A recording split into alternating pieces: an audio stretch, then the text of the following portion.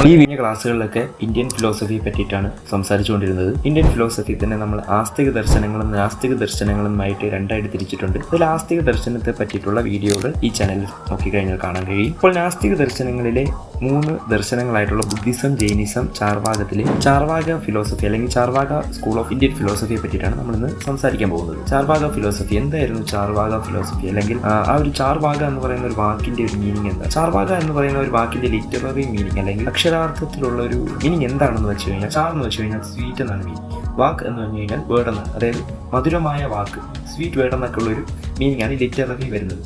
അതെന്തുകൊണ്ടാണ് അങ്ങനെ വിളിക്കുന്നതെന്ന് നമുക്ക് ചാർവാക ഫിലോസഫിയെ പറ്റി കൂടുതൽ പഠിച്ചു കഴിഞ്ഞാൽ മനസ്സിലാകും.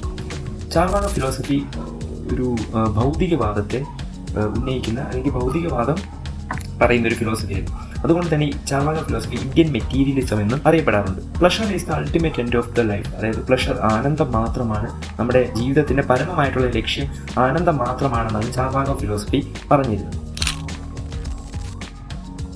ആസ്തിക ദർശനങ്ങളിൽ നമ്മൾ പറഞ്ഞിട്ടുണ്ടായിരുന്നു ന്യായ, വൈശേഷിക, സാഖ്യ, യോഗ, പൂർവ്വമീമാംസ, ഉത്തരമീമാംസ. ഈ 6 ഇന്ത്യൻ സ്കൂൾസും ശരിക്കും പറഞ്ഞു കഴിഞ്ഞാൽ വേദങ്ങളുടെ ഒരു പ്രാമാണികത അല്ലെങ്കിൽ ഒരു അതോറിറ്റിയെ അക്സെപ്റ്റ് ചെയ്യുന്നവയായിരുന്നെങ്കിൽ അത് അക്സെപ്റ്റ് ചെയ്യാത്ത ഹെറ്ററോഡോക്സ് സിസ്റ്റത്തിലെ ഒന്നാണ് ചാർവാക ഫിലോസഫി എന്ന് നമ്മൾ പറഞ്ഞു. എന്നിരുന്നാലും ബുദ്ധിസവും ജൈനിസവും മോക്ഷ എന്ന് പറയുന്ന ഒരു കോൺസെപ്റ്റിനെ അക്സെപ്റ്റ് ചെയ്യുന്നതായി നമുക്ക് കാണാം.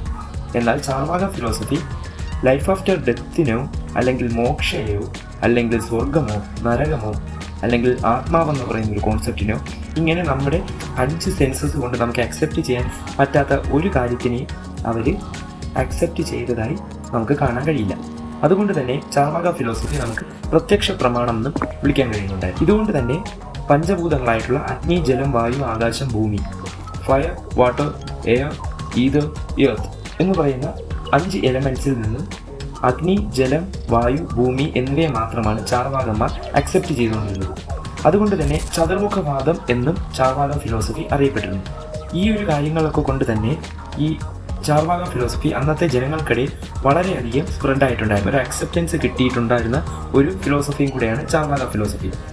ഈറ്റ്, ഡ്രിങ്ക്, ബി മെറി, തിന്നുക, കുടിക്കുക, ആനന്ദിക്കുക. മരണശേഷം ഒരു ജീവിതം ഈ ഭൂമിയിലോ അല്ലെങ്കിൽ സ്വർഗത്തിലോ നരകത്തിലോ അങ്ങനെയൊന്നും ഇല്ല എന്നും ഇപ്പോൾ ജീവിക്കുന്നതാണ് യഥാർത്ഥമായ ജീവിതമെന്നും ഇനിയൊരു ജീവിതമില്ല എന്നും അതുകൊണ്ട് ഈ ജീവിച്ചിരിക്കുന്ന കാലഘട്ടത്തിൽ തിന്നുക, കുടിക്കുക, ആനന്ദിച്ച് മരിക്കുക എന്നാണ് ചാർവാകന്മാരുടെ ഫിലോസഫി. ഇതുകൊണ്ട് തന്നെ വലിയൊരു വിഭാഗം ഏറ്റെടുക്കുകയും നല്ലൊരു പോപ്പുലാരിറ്റി സമൂഹത്തിനിടയിൽ കിട്ടിയത് കൊണ്ട് തന്നെ ചാർവാകയെ ലോകായാത ഫിലോസഫി അല്ലെങ്കിൽ ലോകായാത എന്നും അറിയപ്പെട്ടിട്ടുണ്ട്. ബൃഹസ്പതിയാണ് ചാർവാക ഫിലോസഫിയുടെ ഫൗണ്ടറായി കണക്കാക്കുന്നത്. പുരുഷാർത്ഥങ്ങളിൽ, അതായത് നമുക്കറിയാം പുരുഷാർത്ഥ ധർമ്മ, അർത്ഥ, കാമ, മോക്ഷ എന്ന് പറയുന്ന പുരുഷാർത്ഥയെയും അർത്ഥയെയും കാമയെയും മാത്രമാണ് ചാർവാക ഫിലോസഫി അക്സെപ്റ്റ് ചെയ്തിരിക്കുന്നത്.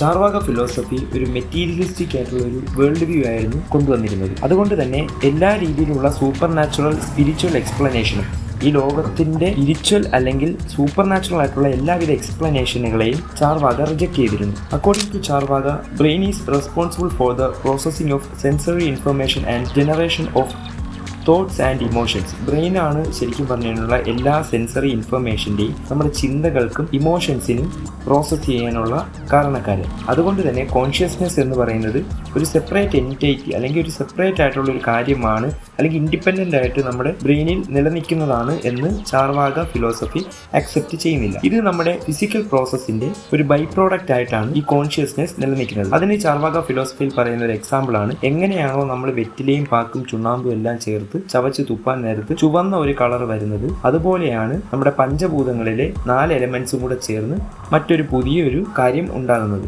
അതായത് കോൺഷ്യസ്നെസ് എന്ന് പറയുന്നത് ഒരു സെപ്പറേറ്റ് എൻറ്റിറ്റി അല്ല എന്നും ഇൻഡിപെൻഡൻ്റ് ആയിട്ട് നിലനിൽക്കുന്ന ഒരു വസ്തു അല്ല എന്നും അത് നമ്മുടെ ബ്രെയിനിന്റെ ഫിസിക്കൽ പ്രോസസ്സ് വഴി ഉണ്ടാകുന്ന ഒരു വസ്തുവാണ് എന്നാണ് ചാർവാക ഫിലോസഫി പറയുന്നത്.